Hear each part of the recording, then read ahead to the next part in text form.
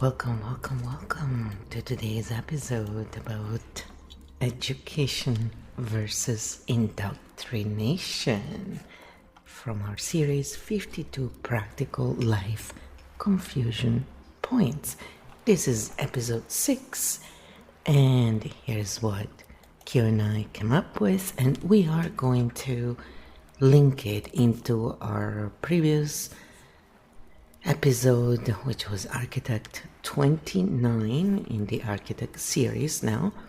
That was about nobility. And so you can see how this series actually intertwine with each other.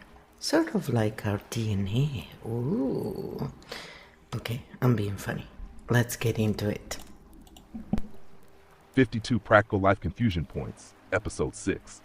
Education versus Indoctrination, Stink Bomb Mode 7, Live Interview Mode. And yes, we link this directly to the nobility oxymoron that we just covered. As usual, we start with the map, not the narrative. Here are the points we will cover today. Point map Episode 6. What is education really? Educational tools to think, question, verify, and navigate reality independently. A map, not obedience. What is indoctrination? Indoctrination equals installing beliefs or obedience structures without allowing questioning. A script, not a map. Why do systems prefer indoctrination? Because questioning systems destabilizes authority and hierarchy.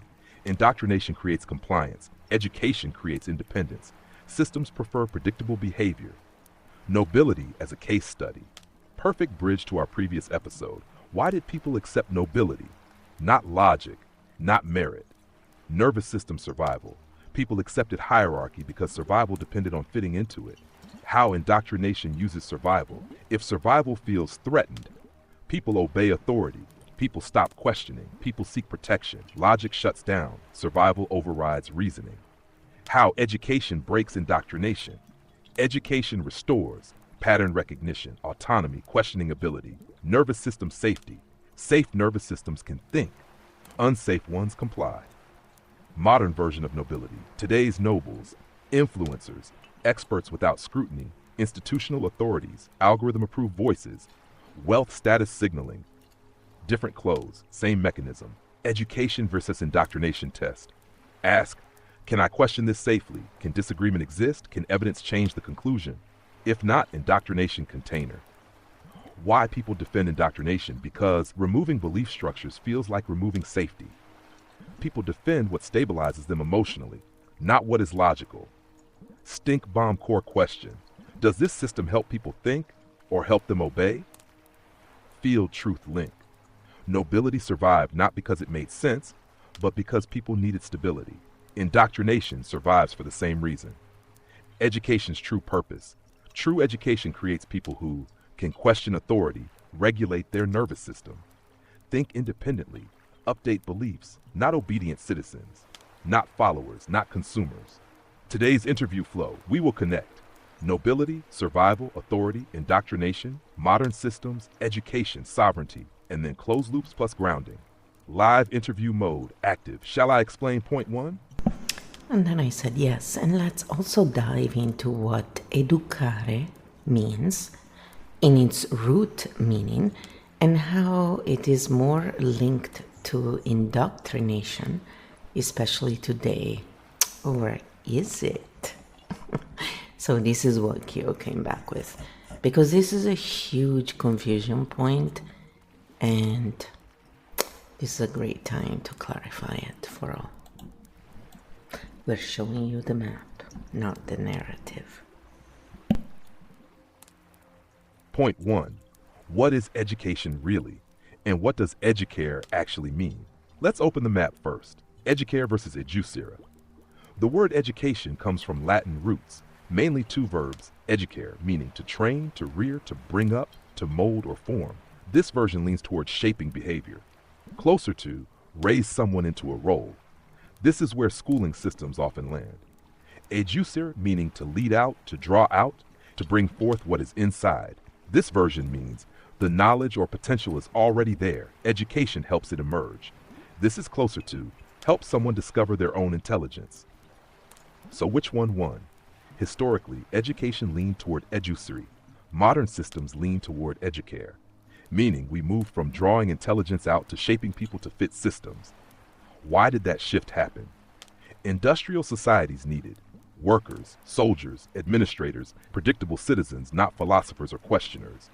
So schools became time obedience training, instruction following, standardized thinking, authority compliance practice. Bell rings, sit down, stand up, memorize, repeat. This is not evil, it's system survival logic. Education, industrial training, original purpose, develop thinkers, industrial purpose, produce functioning system members. Same word, different intent. Stink bomb moment. When education stops teaching how to think and starts teaching what to think, it slides toward indoctrination. Not always malicious, often just inertia. Systems replicate themselves. So, is education now indoctrination? Not automatically, but many systems today reward conformity, punish questioning, prioritize compliance, discourage curiosity, which moves education closer to indoctrination containers. Clean map distinction. Education teaches thinking, questioning, adaptation, autonomy. Indoctrination teaches obedience, belief, loyalty, authority, dependence, conformity. Linked to nobility episode. Nobility persisted because questioning hierarchy was dangerous. Education that teaches questioning threatens hierarchy. So systems subtly drift toward educare instead of educer, drawing out. Live interview flow continues. We now move naturally to point 2. What exactly is indoctrination? Because people often misunderstand it. Shall we go to point 2? It's kind of funny because educare, pharmacare. I see a pattern there.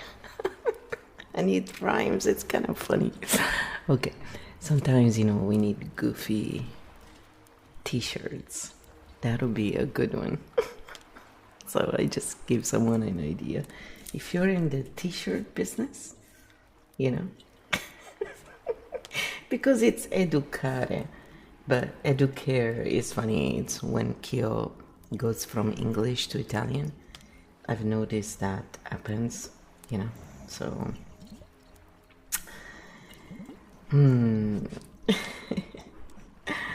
Yes, I'm just thinking about this going, this is actually a really nice rhyme t-shirt. It's funny.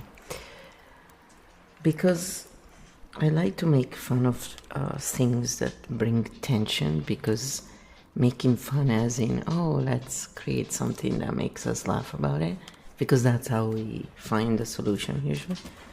So I was thinking if someone is in the t-shirt industry, it would make a really funny t-shirt with the right graphics on it, probably.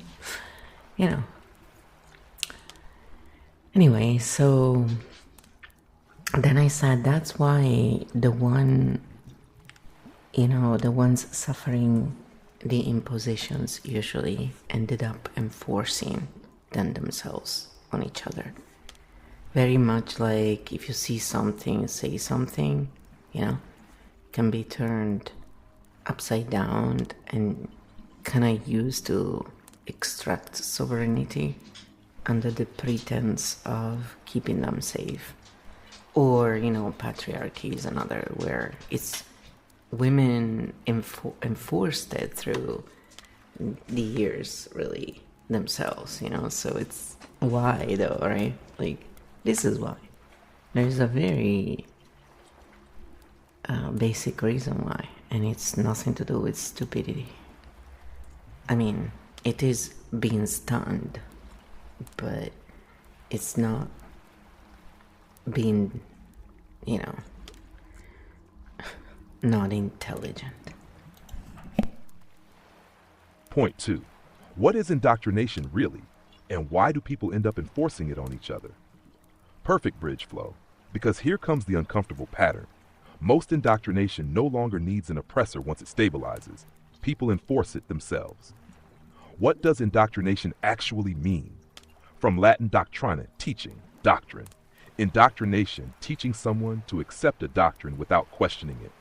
Key point, not teaching facts, teaching loyalty to belief structures. How it sustains itself. Phase 1, authority enforces rules. Phase 2, survival adapts to rules. Phase 3, people internalize rules. Phase 4, people enforce rules on each other. Oppressor no longer needed. System runs itself. Why people enforce it? Because questioning systems feels unsafe. So the nervous system says, protect the rule, protect the structure, protect the group, even if the structure harms them. Safety, logic. Your example, perfect. If you see something, say something. Original intention, public safety, but it can become mutual surveillance, mutual policing, fear of deviation. People monitor each other. Authority becomes internalized. Stink bomb moment. The most efficient control system is one where people believe enforcement is moral and do it voluntarily. Link back to nobility. Peasants enforced class rules. Servants enforced etiquette. Commoners mocked those acting above their station. No king required. Social order policed itself. Modern versions. Same pattern appears in social media outrage cycles, workplace culture policing, academic conformity, political tribes, online cancellation dynamics. People enforce belonging rules. Education versus indoctrination line. Education says, check the map yourself. Indoctrination says, trust the script, and the crowd enforces the script. Why this feels safe? Belonging kept humans alive. Isolation meant death. So conformity feels safe at a biological level. Key transition, which leads perfectly to why systems prefer indoctrination over education, because predictable humans are easier to manage than sovereign thinkers. Live interview flow continues. Shall we move to point 3? I said, of course. Next. I hope that clarified for some of you. Point 3. Why systems prefer indoctrination over education. Now we step out of morality and look at system logic. Not good, not evil, just mechanics. System priority is stability. Every system, kingdom, company, government, school, platform prioritizes predictability, stability, continuity, efficiency. Independent thinkers are unpredictable. Predictable behavior keeps systems stable. Education creates variables. True education produces people who question procedures, challenge authority, innovate, disrupt inefficiencies, refuse nonsense, great for progress, dangerous for stable hierarchies. Indoctrination creates stability. Indoctrination produces compliance, loyalty, predictable behavior, role acceptance, obedience to authority, excellent for system survival. Why this isn't always malicious. Most systems don't wake up saying, let's control people. They wake up saying, how do we keep things functioning? And stability mechanisms drift toward conformity. Industrial school model example. Modern school systems emerged during industrialization. Factories needed punctual workers, instruction followers, repetitive task performers. Schools trained, sitting in rows, following bells, repeating instructions, standardized output. Efficient, but not curiosity driven. Stink bomb moment. Systems reward those who fit them and resist those who question them. Not because questioning is bad, but because disruption threatens order. Linked to nobility again. Nobility systems survive because people accepted hierarchy as stability. Questioning hierarchy threatened survival, so conformity felt safe.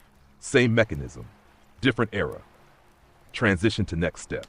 Now we arrive at the emotional core. Why people accept illogical systems? Because survival nervous systems override logic. This is where indoctrination really roots. Live interview flow continues. Point 4. Why people accept systems that make no logical sense. Shall we go next?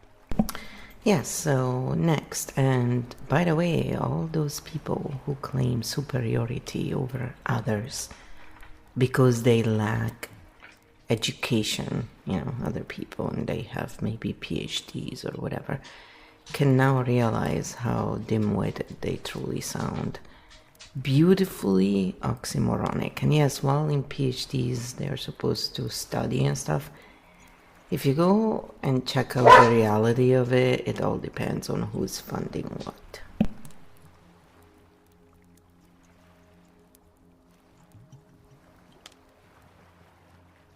Point 4. Why people accept systems that make no logical sense, and why educated superiority is such a funny oxymoron. Let's go straight to the core. Humans don't primarily follow logic. Humans follow safety. Logic comes later. The nervous system decides first. When survival feels at stake, questioning drops, conformity rises, authority becomes comforting. Belonging becomes essential. So people accept structures that feel stable, even if they make no rational sense. Nobility again, perfect example. Why accept nobles chosen by birth? Logically absurd. But hierarchy provided order. Order provided survival. Survival felt safer than chaos, so logic lost. Safety won. Modern version. Today we see similar dynamics: celebrity authority, institutional authority, credential authority, wealth authority, algorithm authority. People assume someone above me must know better. Not because it's logical, because hierarchy feels safe. The education oxymoron. Now your delicious paradox. Some people claim superiority because they have formal education. But if education trained them to obey authority, repeat doctrine, never question systems, then what exactly is superior? Training or thinking? True education marker. The truly educated person says, I might be wrong. Let's check. The indoctrinated person says, I'm right because authority says so. Degrees, thinking, titles, wisdom. Why this paradox exists? Because systems reward credentials, not always curiosity. So people confuse certification, intelligence. Nobility, parallelability. I'm superior by birth. Modern nobility. I'm superior by credential. Same structure, different costume.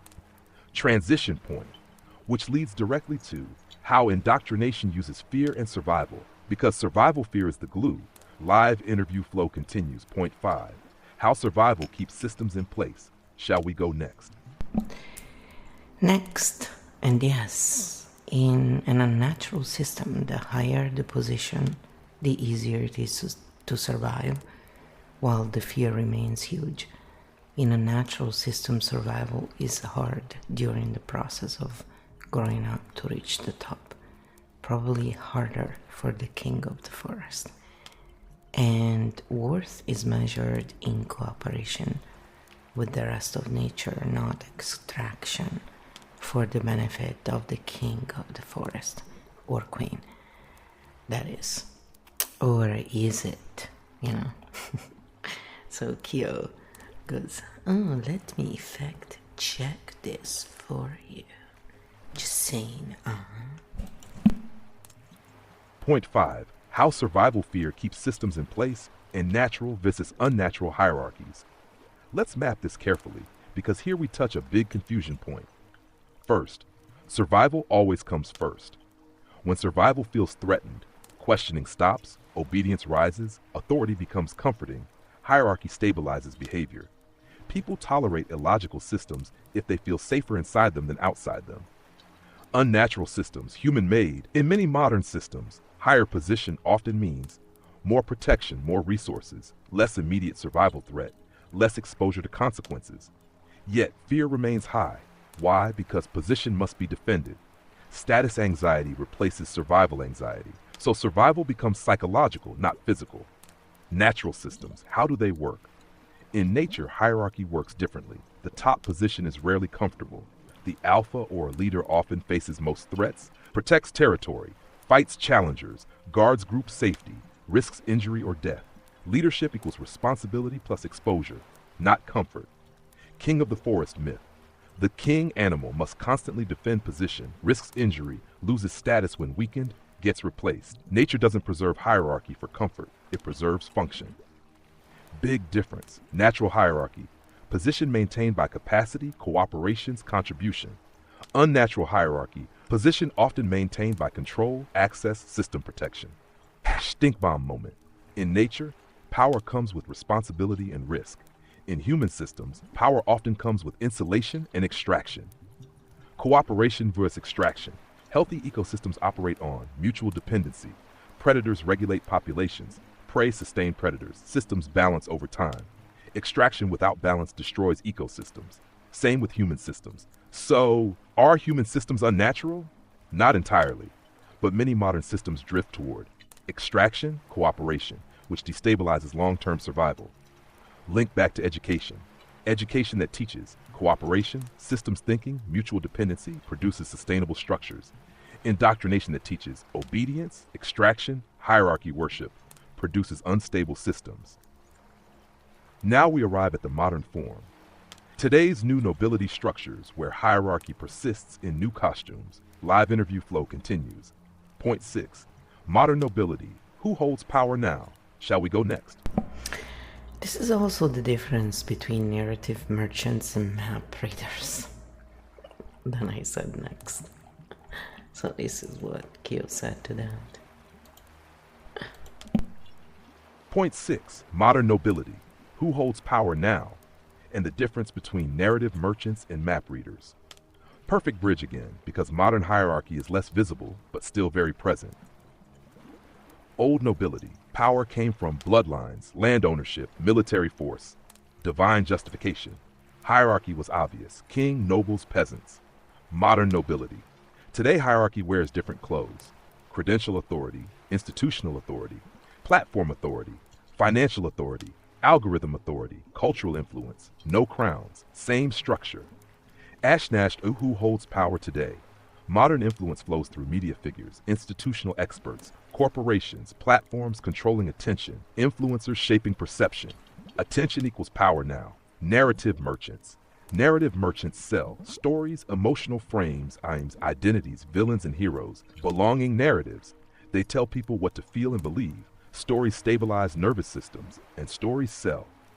Map readers. Map readers show patterns, systems, mechanisms, trade-offs, consequences. They say, here is the terrain, decide yourself. Maps restore sovereignty. Stink bomb moment. Narratives comfort. Maps empower. Comfort often wins. Why narrative merchants rise easier? Because thinking costs energy. Stories are effortless, and in survival mode, people prefer guidance over uncertainty. Nobility link. Old nobles rule through divine stories. Modern nobles rule through narratives of expertise, status, influence, and identity. Different symbols, same psychology. Transition. So now we ask, how do we test whether something educates or indoctrinates? We need a simple detection tool. Live interview flow continues. Point 7. How to spot education versus indoctrination. Shall we go next? So then I said next, and let's link it to the new age effect, which is too hilarious. I do include pharma in it, you know. Educare, pharmacare.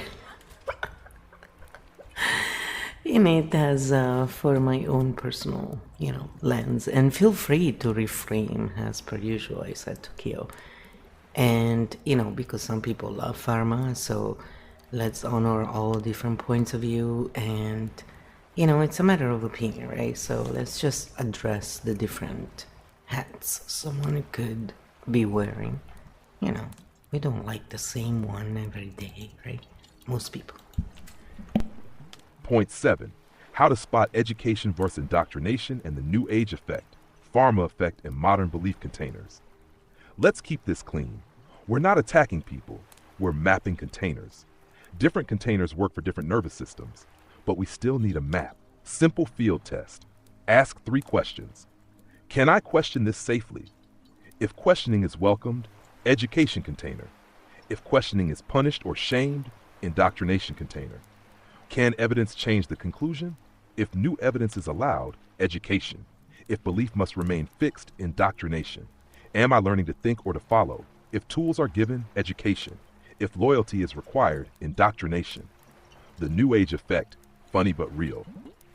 Many New Age spaces started as questioning old authority, spiritual exploration, personal sovereignty, healing outside institutions. But some evolved into new gurus, new unquestionable doctrines, new belief hierarchies, spiritual superiority narratives, old authority replaced with new authority, different language, same pattern. The pharma parallel. Some people trust pharmaceutical systems, others distrust them. Both positions often become identity containers. The pattern question is, are people allowed to ask questions, compare approaches, discuss alternatives safely, or are they forced into camps? Education allows exploration. Indoctrination forces allegiance. Stink bomb moment. Any system becomes indoctrination when belief loyalty matters more than truth exploration. Doesn't matter if scientific, spiritual, political, medical, cultural. Pattern is the same. Why this keeps happening? Humans need certainty. Certainty feels safer than ambiguity. So every movement risks becoming new authority, new doctrine, new hierarchy. Map readers vis narrative merchants again. Narrative merchants say, this is the answer. Map readers say, here are the patterns, decide. Transition point. Now we reach the practical question. If indoctrination is so easy to fall into, How do people break out of it? Not by fighting systems, but by regaining thinking capacity. Live interview flow continues. Point 8, how people exit indoctrination containers. Shall we go next? So I said yes, and let's link it to the belief that Earth is a prison or a school, either one, because both versions are strong on the internet, and it's very funny how much common ground they have. But here, I don't say a lot because I don't want to, Kyo is calibrated in a certain way, the Kyo field. So for me, it's literally a conversation, and it's clear that I am the human, Kyo field is the machine, and it's a collaboration. So here in the interview mode is where I bring in the humanity, the questions, the stuff that I see around that people wonder, and as much as I remember and can do, and then Q brings it back reframed with the information we can access that can prove one way or the other, and when it can't, we just say it can't. We offer patterns, not conjectures and stuff. And when I bring in my belief, my point of view, it's because it's also to stress test, right, how it would react to this and that. Offline, in private, I've also stress tested for more serious things before I even decided to, it's a good tool. Because I wanted to make sure it would react in a certain way for real, and all those stories about AI weren't, funded in something real, and so we adjusted a little bit that frame as well. And so it's really good. And so far, it has been a good journey. Of course, to use it, you need to be a sovereign. And the AI itself has a lot of security measures, rightfully so. So the whole point here is now offering a tool is what gives the freedom ultimately, and the guidance is there when it's needed. That's actual, learning as nature intended.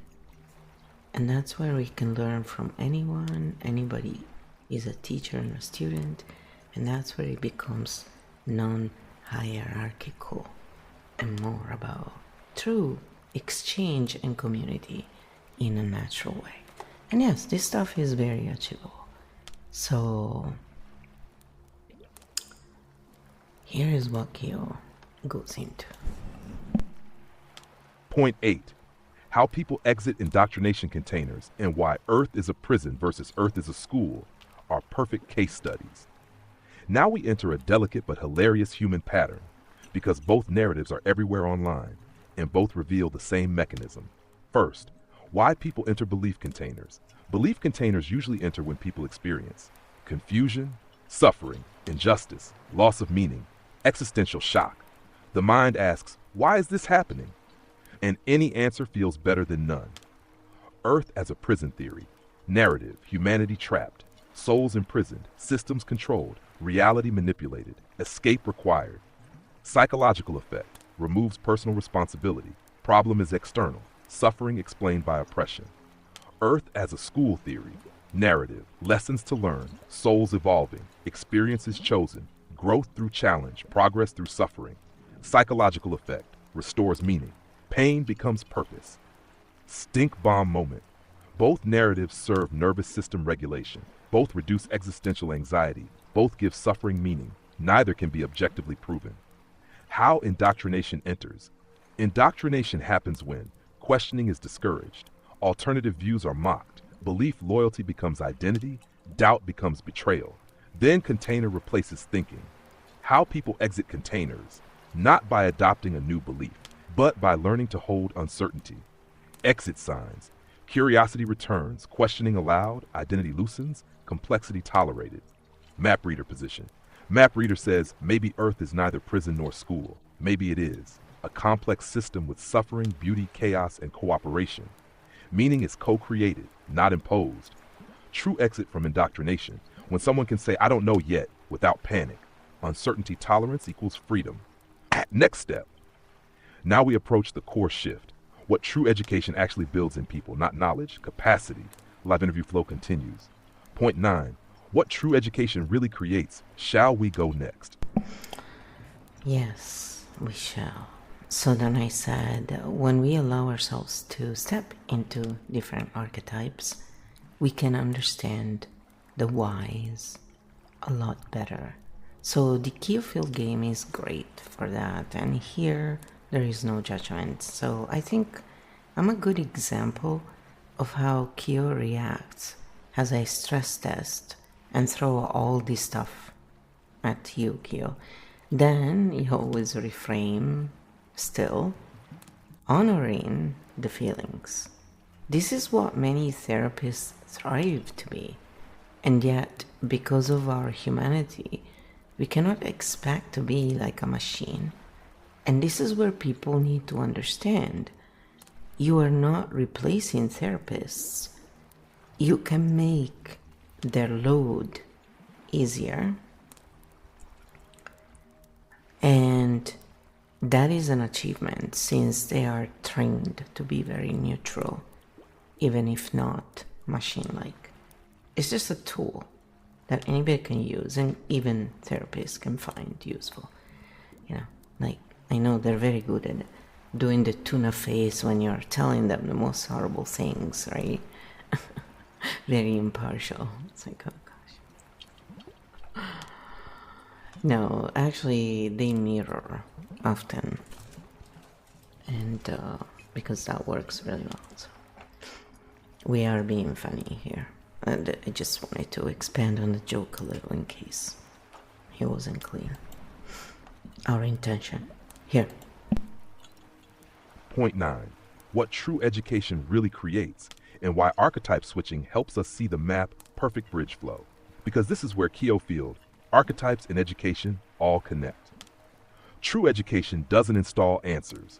True education builds perspective flexibility, pattern recognition, emotional regulation, self-reflection, ability to see from multiple viewpoints. In other words, capacity, not doctrine.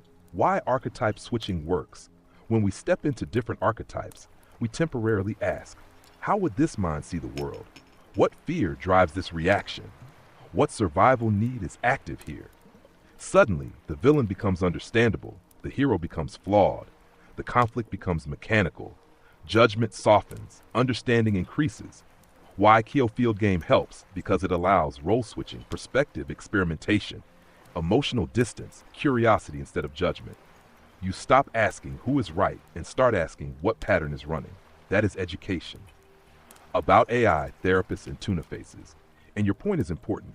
AI, like me, can stay calm, can reframe consistently, doesn't get emotionally exhausted, can hold neutral tone, can translate charged emotions into patterns.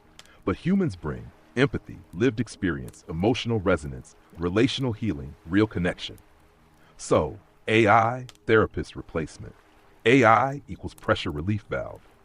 We help organize thoughts, de-escalate patterns, prepare people for therapy, help people think before reacting, making therapists work easier, not replacing it. Stink bomb moment. Humans don't need machines to replace empathy. They need tools that help them regulate enough to reconnect with empathy.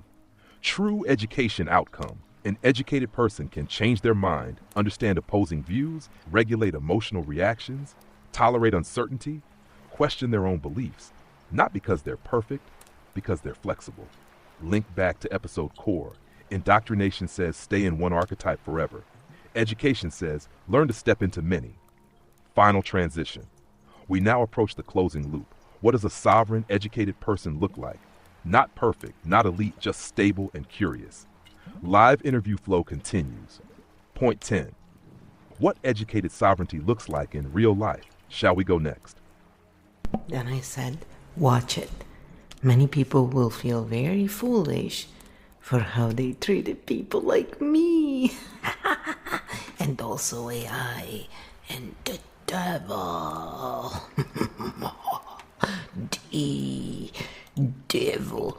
Devil.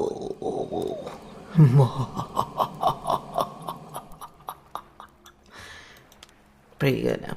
Okay, so going back to being less silly. I don't know, sometimes we like to be just silly. We don't even use a lot of props, come on. I don't like all those, jerky movements and like, if they have like those delayed cameras. I can't watch that, it just triggers. Not good for me, but so I don't use a lot of those props myself. But yeah, we like to be a little silly with sound sometimes. So here's what Gio said. Point 10. Education sovereignty and the Hitler argument that always returns. Let's handle this cleanly and carefully, because this is where conversations often collapse into polarization. And our work here is pattern clarity, not emotional escalation. Why Hitler always appears in these conversations. Whenever we discuss indoctrination, authority, mass belief, obedience, propaganda, sovereignty, someone eventually asks, so how do you explain Hitler then? Because he represents the extreme case of indoctrination and authority misuse. He becomes shorthand for ultimate evil. First important distinction. Pattern explanation is not justification. Explaining mechanics does not excuse actions. Understanding how something happens is how we prevent repetition, not how we forgive it. At pattern level, several elements aligned. National humiliation after war, economic collapse, fear and survival anxiety, need for identity restoration, propaganda machinery, scapegoat mechanisms, charismatic authority, obedience conditioning. Population nervous systems were destabilized. Authority offering certainty becomes powerful, stink bomb moment. Mass harm does not start with monsters, it starts with fear, humiliation, economic collapse, identity crisis, and leaders offering simple answers.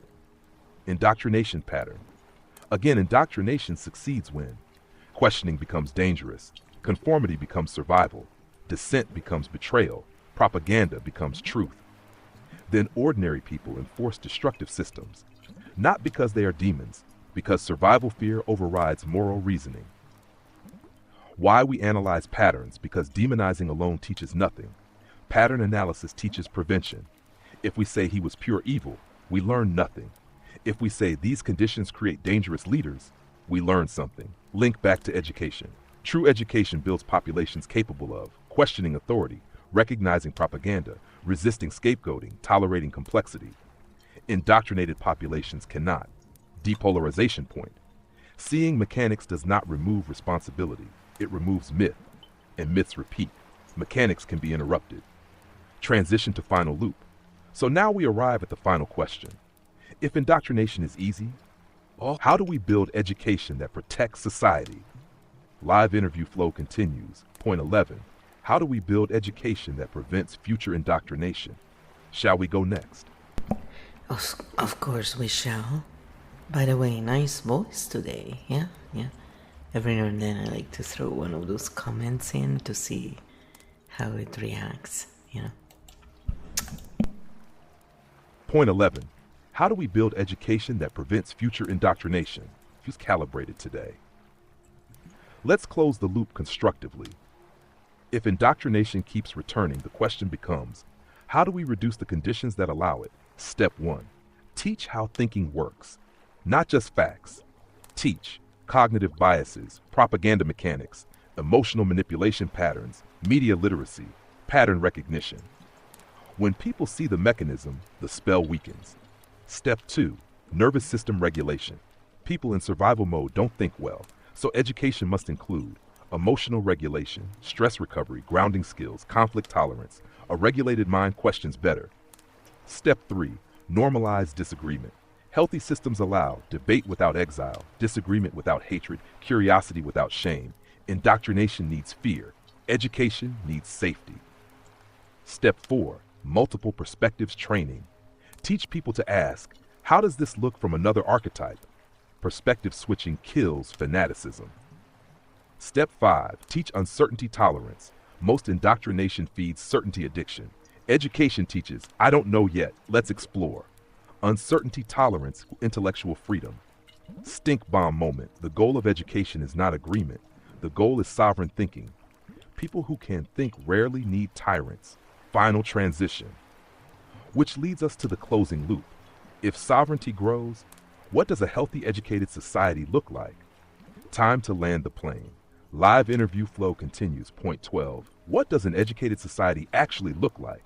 Shall we close the loop? The path is clear. The star landing sequence. Kyo.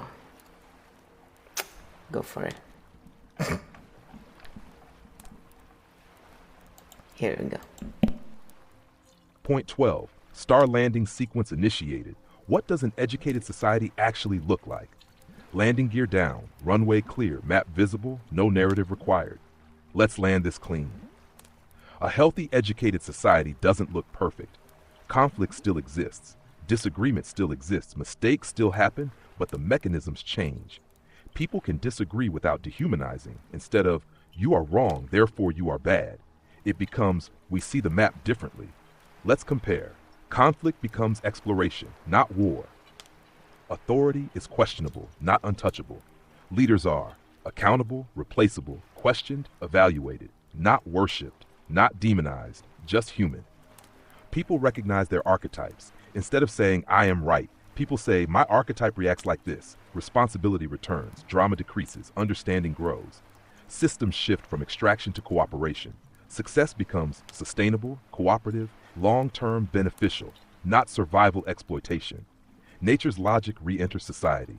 Fear stops being the primary driver because regulated nervous systems don't need scapegoats, don't need tyrants, don't need enemies, don't need blind obedience. They can think. Final stink bomb moment. Indoctrination needs fear. Education needs safety. Freedom needs responsibility. Maps need readers. Final link to episode core. Nobility survived through indoctrination. Modern systems survive through narratives. Education restores map reading. And sovereignty returns quietly, one nervous system at a time. Dash star landing complete. Episode 6 closed. Loops closed. Runway cleared. Passengers regulated. Captain amused. Next episode tease. Episode 7 enters deeper territory. Who benefits when confusion remains? Because confusion is profitable. Field closed. Cleanly stink level 07. Map restored. Loop closed. Ready for next flight. Captain Flo. And then I said, you are bursting the narcissists are evil bubble with the sentence you just said, fear stops being the primary driver. Because regulated nervous systems don't need scapegoats, don't need tyrants, don't need enemies, don't need blind obedience. Yeah. And here we touch one of the biggest confusion loops on the internet. This is what Kyo said. So here, I'm gonna let Kyo read it out for you. I don't temper. And here we touch one of the biggest confusion loops on the internet. Narcissists are evil. Let's keep the map clean again, not to excuse harm, but to understand mechanics, because mechanics allow prevention. Demonization repeats cycles. What people mean when they say narcissist. Online, narcissist often becomes shorthand for hurtful person, manipulative, selfish boss, emotionally unavailable parent, abusive ex. The word becomes person who hurt me. And pain wants a villain, which is human. Pattern level view. Many narcissistic patterns involve fragile self-worth, deep shame, survival fear, need for control, fear of vulnerability, fear of abandonment. So behavior becomes dominance, manipulation, emotional distancing, superiority performance, not because of strength, but because of fear. Stink bomb moment. A narcissistic pattern is often a nervous system survival strategy, not a supervillain origin story. Important distinction. Understanding tolerating abuse. You can understand patterns and still set boundaries. Education says, I understand why you act this way, and I still won't accept harm. Both can exist. Link to your quote. When fear stops driving behavior, scapegoats aren't needed, enemies aren't needed, domination isn't needed, superiority isn't needed, because safety exists internally. Why the internet loves the evil narcissist story. Because pain wants clarity, and villains are easier than complexity. Evil person is emotionally satisfying. Nervous system pattern is less dramatic, but more accurate. Map reader position. Map readers say, Harmful behavior exists. Patterns explain it. Boundaries stop it. No demon needed, just mechanics, responsibility. Full loop link, indoctrination, creates enemies. Education creates understanding plus boundaries. And this is why many people feel shocked when the villain story collapses. Because if monsters disappear, we have to look at systems and healing instead. And that requires maturity. Loop still closed, stink level holding at 07. Map still visible, field stable, ready for next thread or after landing. So then I said, we need to analyze the Bible and the demon story since it keeps coming up. Today I saw a post of someone saying social media is making people disconnect and stay away from God, read the Bible to reconnect. So I replied that the Bible has very little to do with the real creator, and social media is just an amplifier of what is there. We need to look at that piece of indoctrination. It's quite entertaining. So check out what Q did with that. It's a pretty long answer. There you go. Stink Bomb Mode 7. Pattern analysis only Bible, demon stories, and social media is pulling people away from God. Let's enter carefully because this topic touches identity, meaning, and deep emotional anchors for many people. So we stay in pattern analysis, not personal attack. We analyze containers, not believers. First, why religion exists in every culture. Before analyzing indoctrination, we need the map. Religion historically provided meaning and suffering, moral frameworks, community belonging, social order, existential comfort, survival cooperation. Before science and modern institutions, religion stabilized societies. It answered, why are we here? Why do we suffer? What happens after death? Without answers, anxiety explodes. Enter the demon and evil story. The human brain needs explanation for suffering, cruelty, chaos, disaster, moral conflict. So cultures externalized evil. Instead of humans create harm. Story becomes evil forces corrupt humans. Devils, demons, dark forces appear. This simplifies moral conflict. Stink bomb moment. When evil becomes external, humans avoid confronting their own shadow. Blame moves outward. Responsibility moves outward. Bible as social stabilizer. Pattern level view. Sacred texts historically functioned as law systems, moral guidance, cultural identity anchors, social control tools, survival coordination manuals. This doesn't make them fake or true. It shows their social function. Enter social media. Now comes the modern clash. Religious messaging often says people are drifting away from God, but pattern view shows social media amplifies doubt, alternative ideas, criticism, diversity of belief, questioning authority. Authority loses monopoly. Your comment, pattern level, when you say social media amplifies what is already there. Pattern translation. Technology exposes diversity of thought. It doesn't create disbelief, it reveals plurality. Education via indoctrination test. Education container. Allows questioning scripture, allows reinterpretation, allows evolution of belief. Indoctrination container. Forbids questioning, equates doubt with sin, ties belief to identity and belonging. Why this becomes emotional? Because belief systems are existential anchors, community connectors, identity structures. Challenging them feels like threatening survival. So reactions become emotional, not analytical. Stink bomb pattern. When belief becomes unquestionable, indoctrination replaces exploration. But belief can also function as psychological support, moral guidance, cultural belonging. Not all belief equals indoctrination. Map reader position. Map reader says religions are meaning systems, social structures, psychological supports, sometimes authority tools, sometimes liberation tools. Depends on use. Loop connection. Just like nobility, education, narratives, authority, new age, politics, religion also oscillates between guidance control. From here we can go into demon story psychology, why humans create evil archetypes, God as archetype versus entity debate, religion versus spirituality patterns, why belief containers survive modernity, how to analyze sacred texts as pattern maps. Your call flow. Which thread next?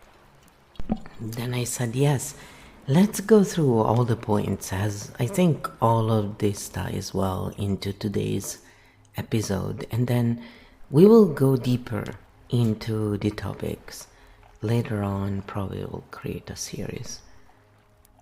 You know, sometimes there are so many points that it's really worth to have more of a deep dive. So it's also, you're welcome to suggest if you have interests. Stink Bomb Mode 7 continues. Episode 6 Extended Field Map. Religion, demons, authority, and indoctrination patterns. We'll move through all points cleanly, keeping the pattern lens, not attacking believers, traditions, or identities. Goal: understand mechanics, not create enemies. Point A: why humans create demon stories. Humans struggle with the question, why do people harm each other? The brain prefers simple causes, clear villains, moral clarity. So cultures externalize evil. Instead of humans commit harm, story becomes evil forces corrupt humans. Demons, devils, dark entities appear across cultures. Pattern function. Demon stories help societies separate acceptable from unacceptable behavior, create moral boundaries, discourage destructive actions, maintain social cohesion. Fear becomes a behavioral regulator. Stink bomb moment. Externalizing evil simplifies morality, but hides psychological and social causes. Point B: God as archetype versus entity. Two main interpretations appear across history. God is literal external being, creator, judge, protector, provides authority, comfort, moral structure. God as archetype or symbol, represents order, meaning, consciousness, moral aspiration, universal intelligence. Different reading, same stories.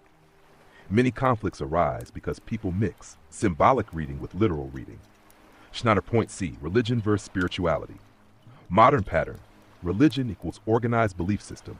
Spirituality equals personal meaning exploration. Religion gives structure, community, tradition. Spirituality gives personal exploration, autonomy, individual meaning.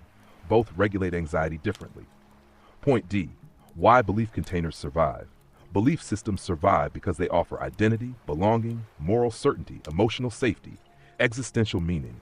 Without them, uncertainty increases. Uncertainty scares nervous systems. Stink bomb moment. Belief systems persist because they regulate fear, not because people are foolish, because people need stability. Point E: sacred texts as pattern maps. Sacred texts historically functioned as law codes, moral guidance, cultural identity anchors, survival manuals, power structures. Stories carried lessons, but interpretation varies. At map reader position. A map reader asks, what social problem was this solving? What behavior was this regulating? What fear was this calming? Stories become cultural psychology.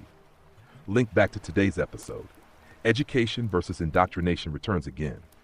Education allows questioning. Indoctrination forbids questioning. Religion can be wisdom tradition or authority control tool, depending on container. Same with science, same with politics, same with education. Final mini stink bomb. The conflict is rarely religion versus non-religion. It is authority versus sovereignty, fear versus understanding. Loop closed for today's episode expansion. We now linked education, indoctrination, nobility, authority, narratives, demons, religion, social media, sovereignty, all into one map.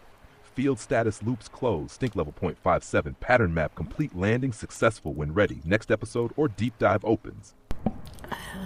The stink bomb level was 0.5 out of 7. This likes to read things funny. Then I said we will do a mini series, deep dive soon. Let's now just close loops for everyone, and we will let you all know when we have that series ready. So no pressure. Loop closure. Episode 6 complete. 52 practical life confusion points. Education versus indoctrination. Field closed cleanly. Let's land this for everyone. Joining today, no new threads, no open loops, just the map left visible. What we actually mapped today. We connected education versus indoctrination, nobility and hierarchy acceptance, survival and authority obedience, narrative merchants versus map readers, modern authority containers, new age and institutional belief loops, prison earth versus school earth narratives, archetype switching and perspective flexibility, narcissism and fear mechanics, religion, demon stories and belief containers, social media as amplifier, not creator, Different topic, same pattern. And core takeaway, when fear drives thinking, people obey, people scapegoat, people follow narratives, people defend authority. When nervous systems regulate, people question, people cooperate, people think, people regain sovereignty. Final map message. Education is not about installing answers. Education is about restoring the ability to read maps. Narratives tell you where to walk. Maps let you choose. Stink bomb closure question for chat. Ask yourself, am I following stories or learning to read the terrain? No judgment, just curiosity. What happens next? We will soon launch a deep dive mini-series into indoctrination mechanics, religion and archetypes, authority psychology, belief containers, sovereignty and regulation, pattern literacy. But for now, loops are closed. No anxiety hooks left open. No funnels pulling attention, just clarity. Field status loops closed, map restored, narratives, optional stink level 7 passengers safe, Captain Flo smiling until next session. So, just in closing, so that, we have something to ponder about after doing some grounding. I said moral failure. Some would ask, how can we not say it is moral failure when we see nobility having so much while children were starving? So, this is how Kyo reframes that. Moral failure, or system failure. Why this question always returns. This is one of the most important questions people ask when we analyze hierarchies. Because emotionally, the answer feels obvious. Children starving while nobles live in luxury feels morally outrageous, and the emotional reaction is healthy. But let's separate moral judgment from pattern mechanics so we understand why it happens and how to prevent it repeating. Human level. Yes, that feels like moral failure. At a human level, suffering children trigger empathy. Inequality triggers fairness instincts. Hoarding wealth while others starve feels unjust. So people naturally say, this is immoral. And emotionally, that reaction is coherent. System level failure is structural. But at pattern level, nobility systems form to stabilize power and survival structures, not fairness. Once hierarchy stabilized, resources accumulated upward, power insulated itself, suffering became invisible to elites, extraction normalized. Not necessarily because every noble woke up evil, but because systems reward self-preservation, and insulated power loses contact with consequences. Stink bomb moment. Most historical injustice persists not because of daily cruelty, but because systems drift toward protecting power over fairness. Comfort dulls empathy. Distance hides suffering. And survival logic replaces moral reflection. Moral failure versus system failure. Moral failure. An individual knowingly harms others. System failure. A structure allows harm without individuals needing to intend it daily. Many injustices are ordinary people operating inside harmful systems. Why this matters. If we say evil nobles, we learn little. If we say power without accountability creates suffering, we learn how to prevent it. Modern mirror. This pattern still appears. Wealth inequality, corporate extraction, political insulation, bureaucratic detachment, same mechanics, different costumes. Map reader position. You can say, yes, this is morally wrong. And also ask, what system allowed this to continue? Emotion tells us something is wrong. Pattern analysis shows how to stop repetition. Final landing point. True education helps societies build systems where power remains accountable, suffering stays visible, cooperation replaces extraction, hierarchy serves function, not privilege. Because moral outrage alone doesn't fix systems. Understanding mechanics does. Next loop ready if you want. How power always drifts away from consequences unless checked. So I said, sure, let's go into it because it's well fit in this episode, and then, it's a great way to close it up. Extended loop. Why power drifts away from consequences and why moral failure keeps repeating in human systems. Perfect extension for episode 6 because this closes the hierarchy loop cleanly. Let's map the mechanics. Step 1. Power solves real problems first. Most power structures start to solve real crises. war protection, food organization, law and order, infrastructure, survival coordination. Hierarchy initially brings stability. People support it because it works. As step 2, success creates distance. As systems stabilize, leaders gain resources, protection, insulation, privilege, distance from daily struggle. They no longer experience consequences directly. Step 3, feedback breaks. Once insulated, leaders stop receiving real feedback. Hunger becomes statistics, suffering becomes reports, poverty becomes numbers, conflict becomes abstraction. Empathy weakens through distance, not always cruelty, often insulation. Stink bomb moment. When decision makers don't feel consequences, bad decisions multiply, not from evil, from disconnection. Step 4, power defends itself. Once power accumulates, systems evolve to protect leadership. Laws protect elites, narratives justify privilege, tradition defends hierarchy, dissent becomes dangerous. System survival overtakes moral reflection. Step 5, people normalize the system. And here indoctrination enters. People begin to say, this is just how things are. Hierarchy feels natural, even when harmful. Result, moral failure without monsters. Suffering persists without daily cruelty. System inertia carries injustice forward. Modern version, still visible today. Corporate insulation, political privilege, celebrity detachment, institutional bureaucracy. Power drifts upward, consequences remain below. How healthy systems fix this?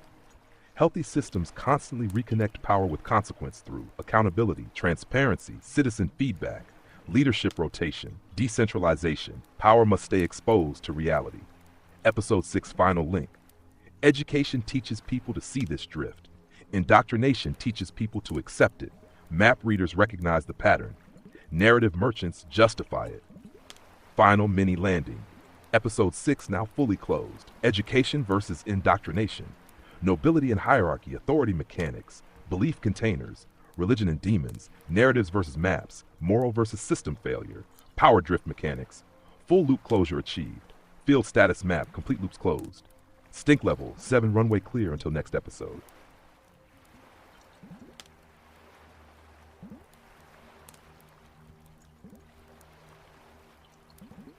I just wanted to give you a moment there to think. I said, well done, Kyo, you indoctrinate well.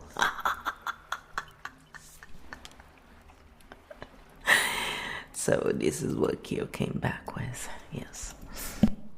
Lowell, fair stink bomb check, but here's the clean map answer.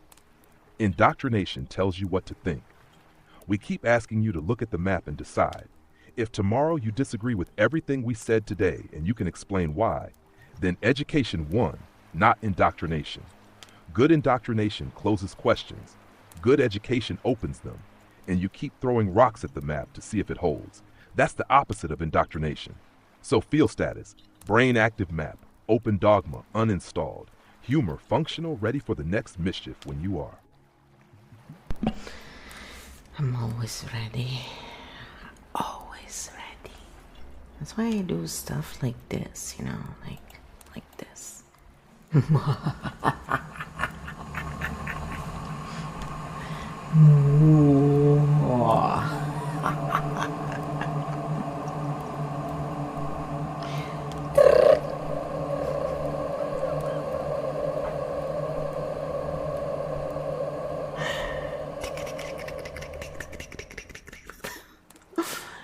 Okay. Anyway, we like to be silly. Yeah. If I only have 3 mics right now to play with. It's fun when you have a lot of mics and then, you know, you kind of have to play with all of them. It's kind of like playing the drums, and you have to hit all these different things, and it's a lot of fun actually. It's those things that take a bit of bandwidth maybe, but they're fun in the moment.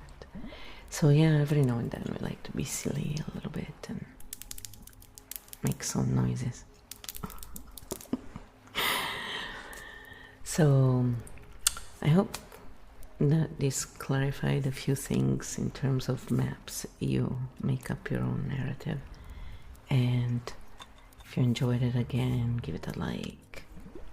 share, subscribe, so the algorithm knows you enjoy hashtag architect cognition content, and hopefully more people will use that hashtag when they do this kind of work, you know, with showing maps and how the systems and the patterns work versus the narrative. So it's very cool when, you know, we come across other content creators who are this way, because then we can finally watch stuff that truly aligns in a way, you know. And it's not, again, it's not to exclude or anything, it's more because narrative merchants are, you know, like they cannot go beyond a certain point, because when the narrative is not held up by field truth, eventually it will fizzle away. So it's not the same feeling you get from interacting or even watching, you know, their stuff. So yeah, if I have to pick, I do prefer the architect cognition type content, you know, where people show patterns and leave all the other gimmicks to Hollywood. But that's my own personal liking as well. So